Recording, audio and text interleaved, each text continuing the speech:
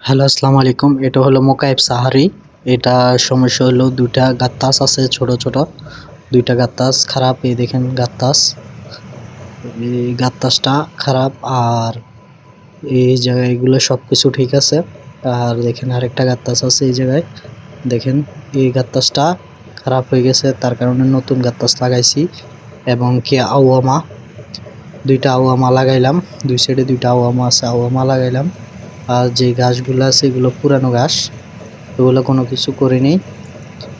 যেহেতু গাত্তাসগুলা খারাপ হয়ে গেছে তার কারণে এগুলা গরম হাওয়া মারছে, বুঝছেন? তার কারণে আমি নতুন করে ২টা আউয়ামা এবং কি গাত্তাস লাগাই দিছি ২টা। যেহেতু এই জায়গায় এই গাছগুলো আছে, গাছগুলোর ভিতরে পানি আসে, পানি আসলে অটোমেটিক ঠান্ডা দিবে। এই মোকাইব এসিগুলার সিস্টেম এরকম, বুঝছেন? এগুলা ঢাক এসি। এই এসিগুলার সিস্টেম এরকম। এখন ঠান্ডা হাওয়া মারতেছে, যেহেতু পানি পড়তেছে তার কারণে ঠান্ডা হাওয়া মারতেছে।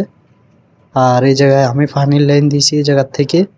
দেখেন এই টাঙ্কিটার থেকে আপনার এখানে বাঁশ দিয়ে ২ সাইডে ২টা লাইন করছি, বাস হয়ে গেছে।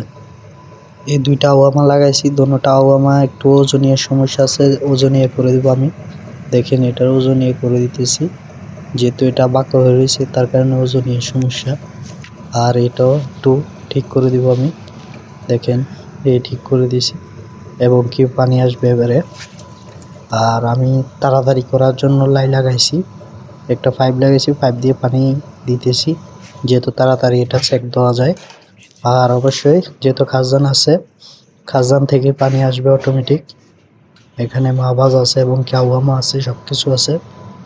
সৌদি আরবে অনেক গরম, তার কারণে এইসব এসিগুলা চালায়, কারণ এগুলো অনেক ঠান্ডা দেয় এবং কি শরীরের জন্য ভালো, কোনো শরীরের কোনো ক্ষয়ক্ষতি হয় না।